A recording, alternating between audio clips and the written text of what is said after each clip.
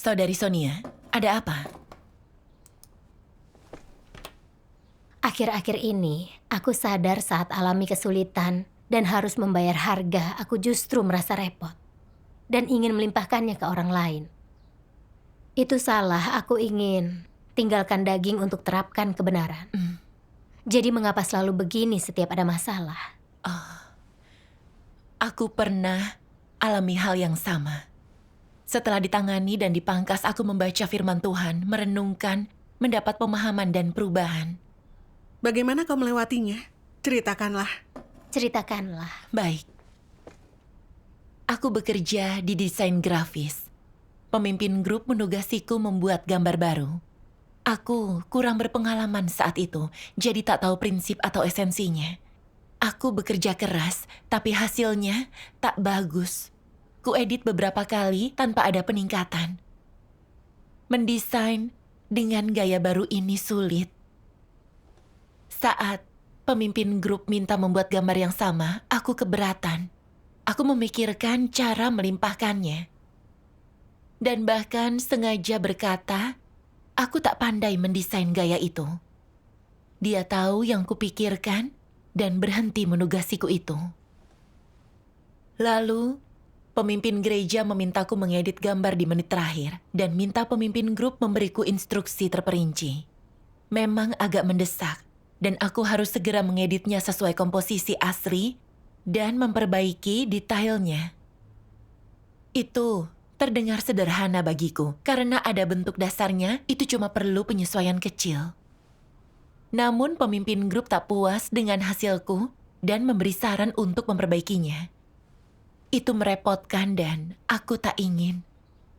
Bagiku gambarnya cukup bagus, yang penting bisa digunakan. Perlukah diperbaiki secara mendetail? Itu membuang waktu dan energi. Jadi, kusampaikan pikiranku. Namun pemimpin grup mengirimiku pesan ini. Kau tak sepenuh hati bertugas atau cari hasil. Kau selalu lari dari masalah. Bagaimana bisa bertugas dengan baik jika seperti itu? Berbagai kritikan ini membuatku kacau dan merasa ini tak adil. Aku sungguh seburuk itu? Aku tak mengenal diriku saat itu. Tak lama, aku ditangani karena mendambakan kenyamanan daging dan mundur saat kesulitan. Katanya aku mau menghindari desain yang sulit dan tak bekerja keras. Aku bertugas asal-asalan dan tak bisa diandalkan. Ucapannya sungguh membuatku sedih. Bahkan saudari yang sangat mengenalku berkata, jika kau desainer yang tak ingin membuat desain bagus, bagaimana bisa kau bertugas? Mendengar ucapannya aku sangat ketakutan. Aku merasa waktu bertugasku berakhir dan semua orang tahu siapa aku. Jadi tak ada lagi yang mempercayaiku. Itu juga yang kurasakan saat dipangkas dan ditangani. Perenungan apa yang kau lakukan setelahnya? Malam itu, kupikirkan lagi yang telah terjadi dan penilaian orang tentangku. Aku membenci diriku karena mengecewakan semua orang. Mengapa aku bertugas seperti itu? Aku menangis. Dalam penderitaan, ku baca firman ini.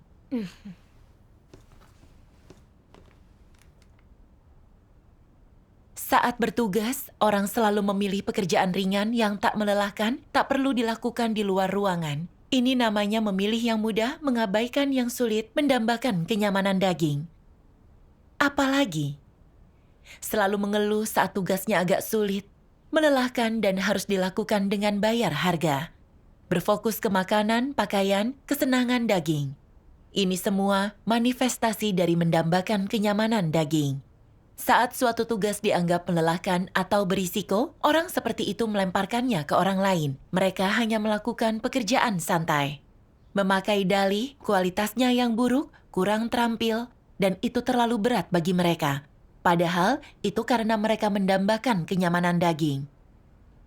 Ada juga saat orang mengeluh dalam tugas dan tak mau bekerja keras.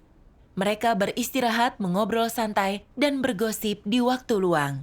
Saat pekerjaan meningkat, dan itu merusak ritme dan rutinitas hidup mereka, mereka tak senang akan hal itu. Menggerutu dan mengeluh, serta tak puas, menjadi ceroboh dan asal-asalan dalam bertugas. Ini artinya mendambakan kenyamanan daging, kan? Apa pendamba kenyamanan daging itu cocok untuk bertugas? Saat disebutkan pelaksanaan tugas, membayar harga dan menderita kesulitan, mereka akan terus menolak. Mereka punya banyak masalah, penuh keluhan, dan bersikap negatif atas segalanya. Orang seperti itu tak berguna, tak berhak bertugas, dan harus disingkirkan. Amin. Amin. Dari firman Tuhan, aku sadar bahwa memilih tugas yang mudah dan membuat orang lain melakukan yang lebih rumit bukan soal kecerdasan atau kualitas. Itu serakah akan kenyamanan, tak mau membayar harga. Dulu saat pemimpin grup memintaku mengerjakan jenis desain baru, aku kesulitan karena baru belajar. Aku harus menderita membayar harga, berpikir, merevisinya berulang kali agar hasilnya baik. Tak ingin kesusahan, aku mundur, cari dalih untuk melimpahkannya. Aku hanya ingin pekerjaan yang mudah. Saat pemimpin gereja memintaku mengedit, pemimpin grup memberi instruksi terperinci agar aku bisa lebih baik. Meski aku setuju, menurutku itu merepotkan, jadi aku tak berusaha keras. Yang penting aku tak kerepotan. Jadinya, gambar tak bagus dan harus diulang. Apapun itu, aku tak mau kalau harus berpikir atau berusaha. Ingin kulakukan semuanya dengan cara termudah. Aku fokus ke daging. Aku membaca firman Tuhan. Orang seperti itu tak berguna, tak berhak bertugas, dan harus disingkirkan. Ini membuatku agak takut. Aku selalu mendambakan daging dan kenyamanan saat bertugas. Tak mau menderita dan membayar harga. Hanya cari cara agar tak berupaya secara fisik dan tak membebani hati atau pikiranku. Aku bertugas tanpa pengabdian pada Tuhan. Kupikir asal-asalan bertugas dan menyelesaikannya sudah cukup. Aku tak berperan positif, menghambat kemajuan pekerjaan. Jika aku terus tak berubah, Tuhan pasti akan menyingkirkanku. Lalu, aku membaca firman lagi.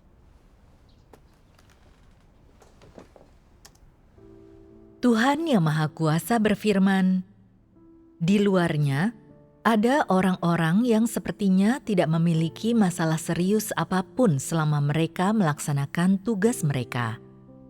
Mereka tidak melakukan apapun yang terang-terangan jahat, mereka tidak menyebabkan gangguan atau kekacauan, atau menempuh jalan antikristus. Dalam melaksanakan tugas mereka, tidak ada kesalahan besar atau masalah prinsip apapun yang muncul, tetapi tanpa menyadarinya, dalam beberapa tahun saja, tersingkaplah bahwa mereka sama sekali tidak menerima kebenaran, bahwa mereka adalah salah satu dari orang-orang tidak percaya. Mengapa demikian? Orang lain tidak dapat melihat adanya masalah, tetapi Tuhan memeriksa lubuk hati orang-orang ini, dan Dia melihat masalah tersebut. Mereka selalu bersikap asal-asalan dan tidak mau bertobat dalam pelaksanaan tugas mereka.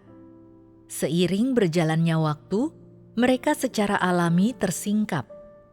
Apa arti tetap tidak bertobat? Itu artinya, meskipun mereka telah melaksanakan tugas mereka selama ini, mereka selalu memiliki sikap yang salah terhadap tugas mereka, sikap yang ceroboh dan asal-asalan, sikap sembrono, dan mereka tidak pernah bertanggung jawab, apalagi setia. Mereka mungkin mengerahkan sedikit upaya, tetapi mereka hanya melakukannya dengan asal-asalan. Mereka tidak mengerahkan segenap kemampuan mereka, dan pelanggaran mereka tidak ada habisnya. Di mata Tuhan, mereka tidak pernah bertobat.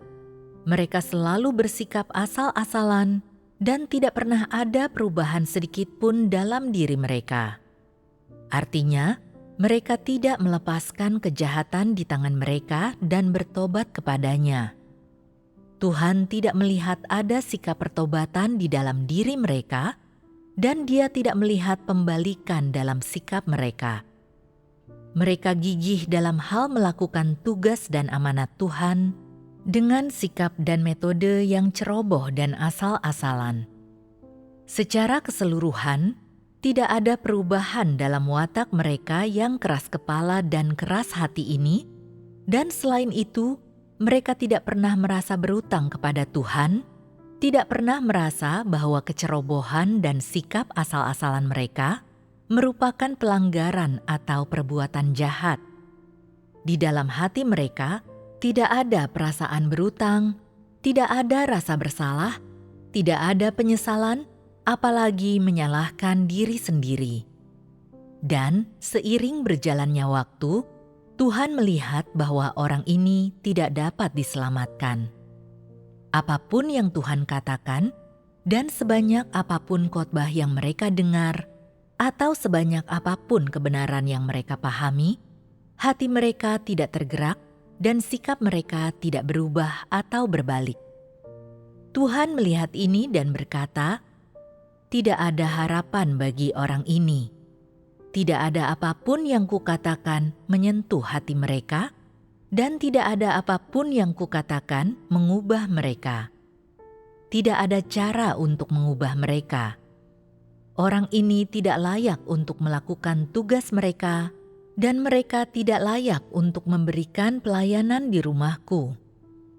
Mengapa Tuhan mengatakan ini? Karena ketika mereka melaksanakan tugas dan bekerja, mereka secara konsisten bersikap ceroboh dan asal-asalan. Sebanyak apapun mereka dipangkas dan ditangani, dan sebanyak apapun kesabaran yang diberikan kepada mereka, itu tidak berpengaruh dan tidak dapat membuat mereka sungguh-sungguh bertobat dan berubah. Itu tidak dapat membuat mereka melakukan tugas mereka dengan baik. Itu tidak memungkinkan mereka untuk mulai menempuh jalan mengejar kebenaran. Jadi, orang ini tidak dapat diselamatkan. Ketika Tuhan menetapkan bahwa seseorang tidak dapat diselamatkan, apakah Dia akan tetap memegang erat orang ini? Tidak. Tuhan akan melepaskan mereka. Standar apa yang digunakan untuk menilai apakah perbuatan seseorang itu baik atau buruk? Itu tergantung pada apakah mereka, dalam pemikiran, ungkapan, dan tindakan mereka, memiliki kesaksian dalam hal menerapkan kebenaran dan hidup dalam kenyataan kebenaran atau tidak. Jika engkau tidak memiliki kenyataan ini atau tidak hidup di dalamnya, dengan demikian tidak diragukan lagi, engkau adalah seorang pelaku kejahatan. Bagaimana Tuhan memandang pelaku kejahatan? Pemikiran dan tindakan lahiriahmu tidak menjadi kesaksian untuk Tuhan, juga tidak mempermalukan atau mengalahkan iblis. Sebaliknya, pemikiran dan tindakan lahiriahmu mempermalukan Tuhan dan penuh dengan tanda-tanda yang menyebabkan Tuhan menjadi malu. Engkau tidak bersaksi bagi Tuhan, tidak mengorbankan dirimu untuk Tuhan, engkau juga tidak memenuhi tanggung jawab dan kewajibanmu kepada Tuhan. Sebaliknya, engkau bertindak demi kepentinganmu sendiri.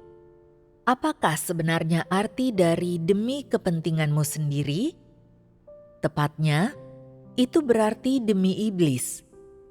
Karena itu, pada akhirnya Tuhan akan berkata, "Pergilah daripadaku, engkau yang melakukan kejahatan." Di mata Tuhan, engkau belum melakukan perbuatan baik, tetapi sebaliknya, perilakumu telah berubah menjadi jahat. Bukan hanya gagal mendapatkan perkenanan Tuhan, perbuatan itu akan dikutuk. Apa yang ingin diperoleh orang yang percaya kepada Tuhan seperti ini? Bukankah kepercayaan seperti itu pada akhirnya akan sia-sia? Amin. Amin. Aku dulu berpikir, meski menghindari pekerjaan yang lebih sulit dan rumit, aku tak pernah diam dan kadang bekerja hingga larut untuk satu desain. Kukira melakukan tugas seperti ini sudah cukup. Dari firman Tuhan aku sadar, Tuhan tak melihat banyaknya tugas yang dilakukan atau upaya yang dicurahkan, tapi melihat cara kita bertugas. Apakah kita memikirkan kehendak Tuhan dan punya kesaksian terapkan kebenaran? Itu cara Dia memutuskan tugas seseorang berkenan baginya. Meskipun aku tampak menjalankan tugas, aku asal-asalan dan ceroboh hanya perhatikan daging dan memanjakan diri. Aku hanya kerjakan yang mudah, mengabaikan yang sulit, tanpa bakti atau ketundukan. Pelayanan seperti ini tak cukup dan hanya menipu Tuhan. Aku ingat pemimpin grup yang memberiku tugas penting di awal, tapi karena aku bertugas asal-asalan hanya ingin hal yang mudah, tak memikirkan pekerjaan hanya diriku. Dia berhenti memberiku pekerjaan penting. Aku menjadi tak bisa diandalkan Tuhan atau orang lain. Hanya melayani tugas sederhana. Dengan memperlakukan tugasku seperti itu, tak hanya berbuat buruk, aku juga melakukan pelanggaran. Jika aku tak melepaskan kejahatan ini dan bertobat, Tuhan akan menolakku saat pelanggaranku bertambah. Aku akan disingkap dan disingkirkannya. Iya. Saat itu kusadari berbahayanya sikapku terhadap tugas. Ini membuatku merasa takut. Aku sadar, dipangkas dan ditangani adalah pengingat dan peringatan Tuhan. Aku terlalu mati rasa dan lambat sadar. Jika bukan karena ucapan orang lain tentangku, aku tak akan sadar sikapku terhadap tugas membuat Tuhan jijik. Aku tahu harus segera mengubah keadaan salahku ini dan bertobat, berhenti keras kepala dan memberontak. Benar. Dulu kupikir agak asal-asalan bukanlah masalah besar, asalkan aku tak mengganggu apapun. Kini aku sadar memilih pekerjaan mudah dan mengabaikan yang sulit, enggan membayar harga, punya konsekuensi serius. Iya, Iya, aku tak akan menyadarinya tanpa persekutuan ini. ku baca firman tentang keadaanku yang memanjakan daging, termasuk kutipan ini. Apapun pekerjaan atau tugas yang dilakukan sebagian orang, mereka tak bisa lakukan. Itu terlalu berat bagi mereka. Mereka tak penuhi kewajiban atau tanggung jawab yang harus orang lakukan. Mereka itu sampah, kan? Apa mereka masih layak disebut manusia? Kecuali orang bodoh, cacat mental yang menderita gangguan fisik, adakah yang tak harus menjalankan tugas dan tanggung jawabnya? Namun orang seperti ini selalu main kotor, tak ingin penuhi tanggung jawab. Artinya mereka tak ingin seperti orang yang tepat. Tuhan beri mereka kualitas, karunia, kesempatan menjadi manusia. Tapi mereka tak mampu memanfaatkannya dalam melaksanakan tugas. Mereka tak melakukan apa-apa, tapi ingin menikmati semua. Apa orang seperti itu pantas disebut manusia? Pekerjaan apapun yang diberikan, entah itu penting atau biasa, entah itu sulit atau mudah, mereka selalu ceroboh dan asal-asalan, malas dan licik. Saat ada masalah, mereka mencoba melalaikan dan tak mau bertanggung jawab, ingin tetap menjalani kehidupan parasit. Mereka sampah yang tak berguna, kan? Amin. Ada satu kutipan lagi. Boleh kubacakan? Tentu, ini. Orang macam apa yang tak berguna? Orang yang tak berguna itu, orang yang bingung dan hanyut tanpa tujuan. Mereka tak bertanggung jawab atau berhati nurani dalam apapun. Mereka mengacaukan semua. Mereka tak mendengarkanmu meski kau mempersekutukan kebenaran. Berpikir, hanyut tanpa tujuan itu urusanku, lalu kenapa? Aku bertugas, punya makanan untuk dimakan, itu cukup. Setidaknya aku tak perlu mengemis. Jika kelak aku tak punya apapun, untuk dimakan kupikirkan nanti. Surga akan selalu membukakan pintu. Lalu kenapa jika kau bilang, aku bingung, tak punya nurani atau akal? Aku tak melanggar hukum, tak membunuh, atau tak membakar. Paling buruk, karakterku saja yang kurang baik. Tapi itu bukan kerugian besar bagiku. Asal ada makanan untuk dimakan, itu cukup. Apa pendapatmu tentang cara pandang ini? Kukatakan padamu, orang bingung yang hanyut tanpa tujuan, ditakdirkan untuk disingkirkan. Mereka tak mungkin dapat memperoleh keselamatan. Mereka yang sudah lama percaya pada Tuhan tapi tak menerima kebenaran akan disingkirkan. Tak seorang pun akan selamat. Sampah dan orang tak berguna adalah pendompleng dan ditakdirkan untuk disingkirkan. Jika pemimpin dan pekerja hanya ingin diberi makan, mereka terlebih lagi harus disingkirkan. Orang-orang bingung ini ingin menjadi pemimpin, tapi tak layak. Tak bekerja nyata, tapi ingin memimpin. Mereka tak tahu malu. Amin. Amin.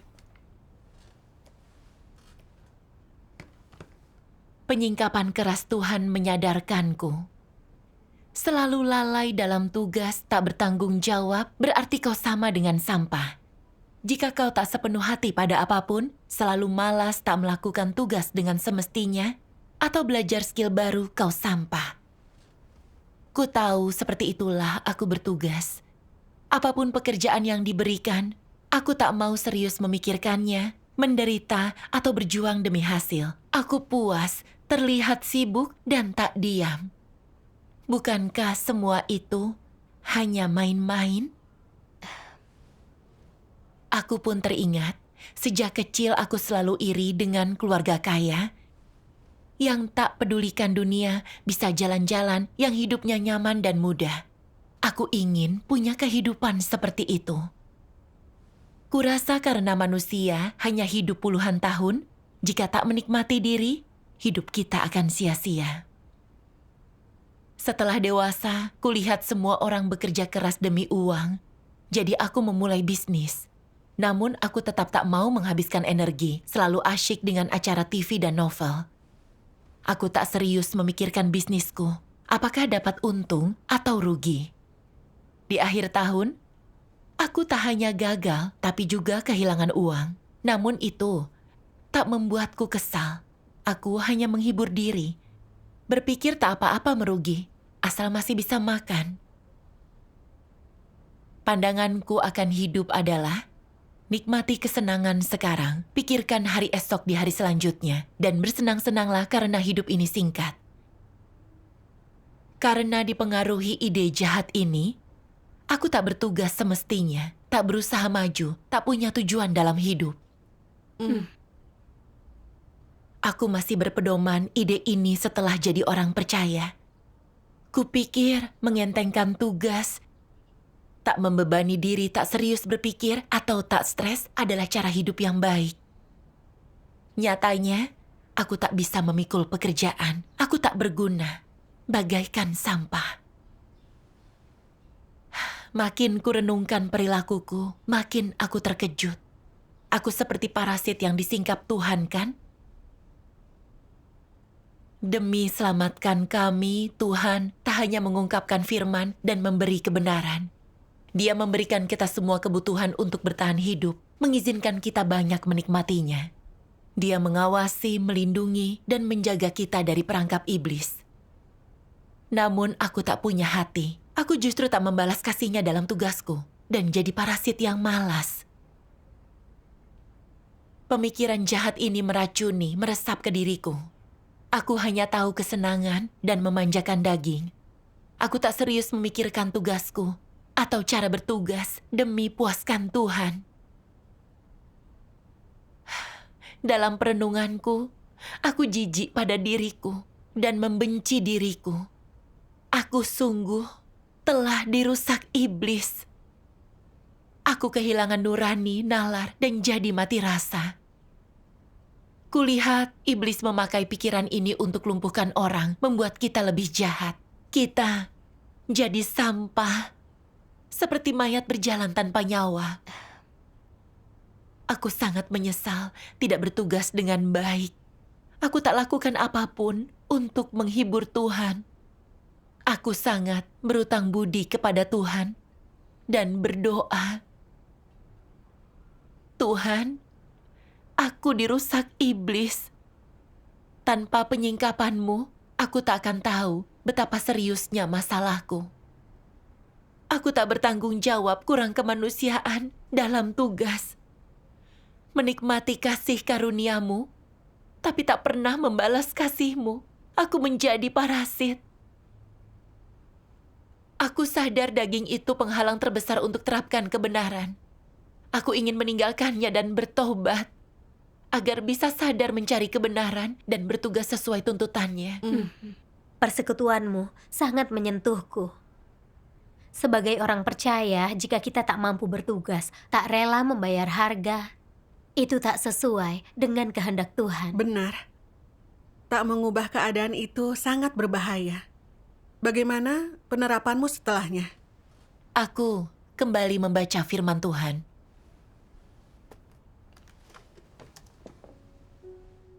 Tuhan Yang Maha Kuasa berfirman, "Karena engkau adalah seorang manusia, engkau harus merenungkan apa tanggung jawab seorang manusia.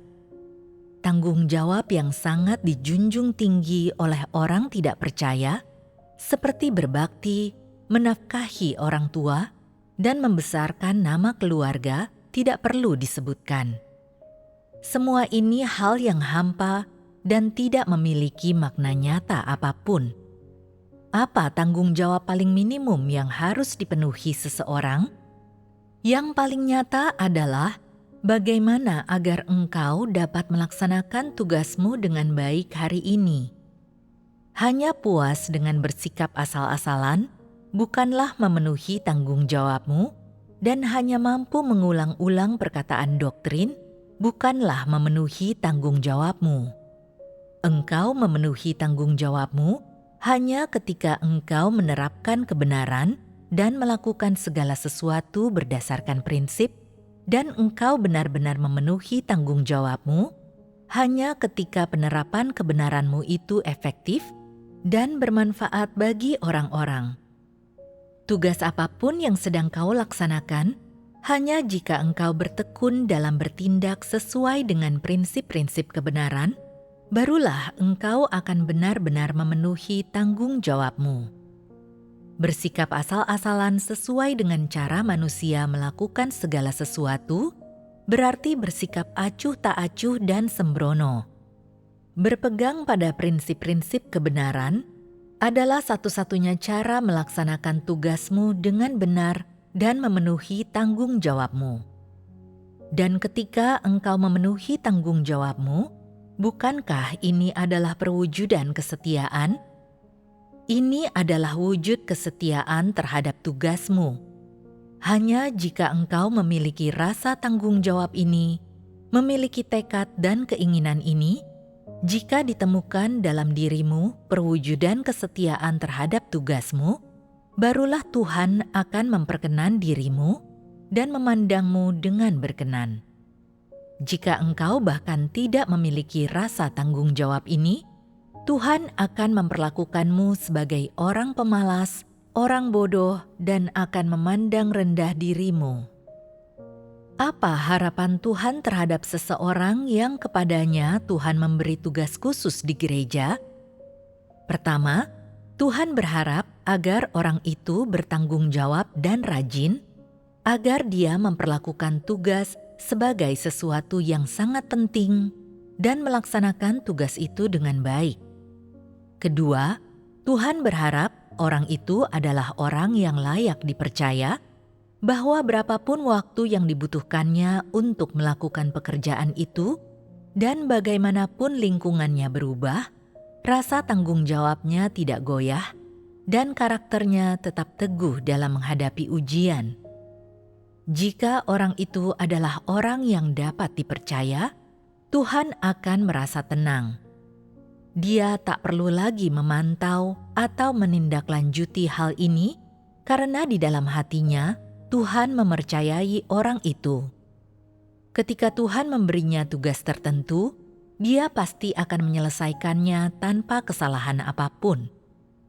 Ketika Tuhan mempercayakan suatu tugas kepada manusia, bukankah ini adalah kehendak-Nya? Lalu, Setelah engkau memahami kehendak Tuhan, apa yang harus kau lakukan untuk membuat Tuhan mempercayaimu dan berkenan akan engkau?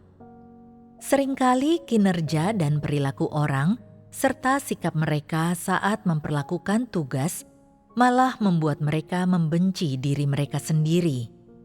Jadi, bagaimana engkau bisa menuntut Tuhan agar memperkenan dirimu dan memperlihatkan kepadamu kasih karunia atau memberimu perlakuan khusus? Bukankah ini tidak masuk akal? Engkau bahkan memandang rendah dirimu sendiri, engkau bahkan membenci dirimu sendiri. Jadi bukankah tidak masuk akal bagimu untuk menuntut agar Tuhan memperkenan dirimu? Dengan demikian, jika engkau ingin agar Tuhan berkenan akan engkau, orang lain setidaknya harus dapat mempercayaimu. Jika engkau ingin orang lain mempercayaimu, mendukungmu, berpikir baik tentang dirimu, setidaknya engkau harus bermartabat, bertanggung jawab, menepati janjimu, dan dapat dipercaya. Lalu, bagaimana dengan di hadapan Tuhan? Jika engkau juga bertanggung jawab, rajin, dan setia dalam pelaksanaan tugasmu, engkau pada dasarnya telah memenuhi tuntutan Tuhan terhadap dirimu. Maka, ada harapan bagimu untuk mendapatkan perkenanan Tuhan, bukan? Amin. Aku belajar dari firman Tuhan. Setiap orang punya tugas dan tanggung jawabnya, dan untuk hidup bermartabat dan bernilai, kuncinya itu apakah kita mampu penuhi tanggung jawab, serta memperlakukan tugas kita dengan serius dan perhatian. Kita tak perlu terus-terusan dinasihati orang lain, kita harus bertanggung jawab. Apapun keadaannya, yang penting sepenuh hati mengerjakan sesuatu. Hanya yang bersikap begitu, yang berkarakter, bermartabat dan bisa diandalkan, dan tindakan mereka akan diingat Tuhan. Mengerti kehendak Tuhan, mencerahkan dan memberiku jalan penerapan. Lalu dalam bertugas, aku terus ingatkan diriku untuk lebih memperhatikan, mencari prinsip kebenaran, dan berusaha yang terbaik. Syukur kepada Tuhan. Suatu saat, aku dan seorang saudari membahas desain gambar. Katanya, kami harus mengacu ke gaya barat agar berkesan. Saat dia bilang berkesan, kurasa itu akan sulit. Meski aku tahu gaya barat tampak bagus, membuat efek dekoratif tidaklah sederhana. Saudari lain selalu mengerjakan desain itu sebelumnya, dan aku tak ahli dalam hal itu. Menjadikannya bagus akan sulit bagiku. Butuh banyak waktu dan tenaga. Aku ragu dan ingin menolak, melimpahkan ke saudari lain. Tapi aku ingat firman Tuhan yang pernah kubaca.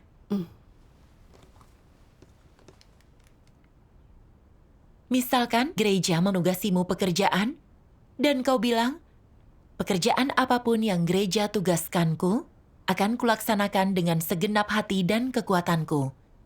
Dan jika ada yang tak kupahami, atau muncul masalah, aku akan berdoa, mencari kebenaran, memahami prinsip kebenaran, dan melaksanakan semuanya dengan baik.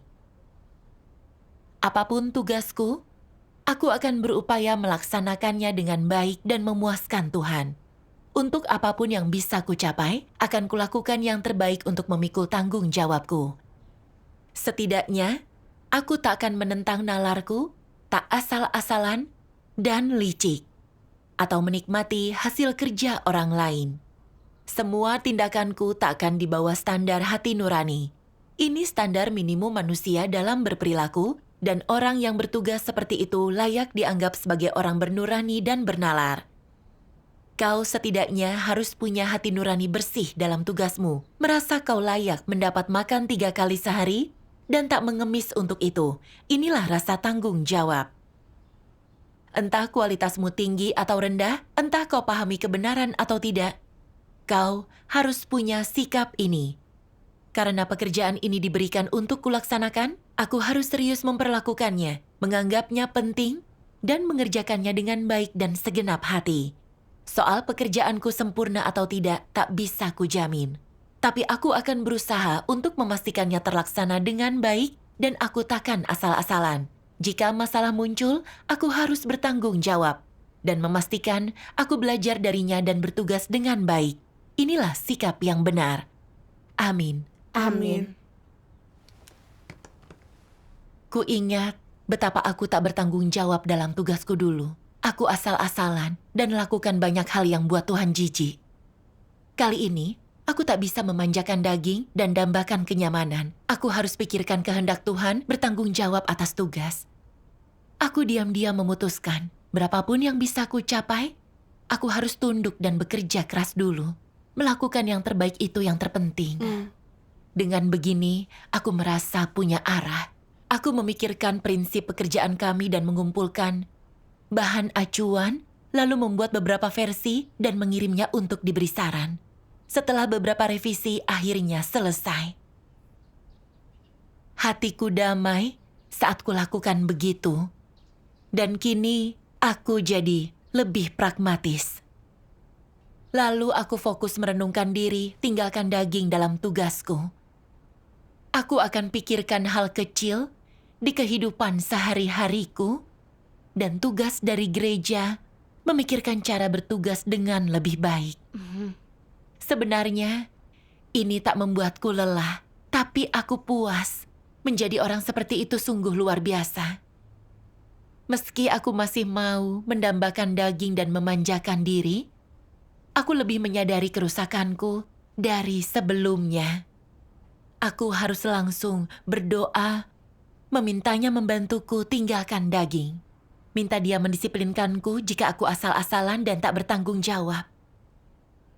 Seiring waktu, aku mampu memikul beban dalam tugas, serta sanggup bertanggung jawab dan bertugas. Hanya dengan begini, kita punya integritas, martabat, dan kedamaian batin. Syukur kepada Tuhan. Persekutuanmu memberiku jalan penerapan. Aku pun perlu menerapkan kebenaran dan meninggalkan daging. Syukur kepada Tuhan.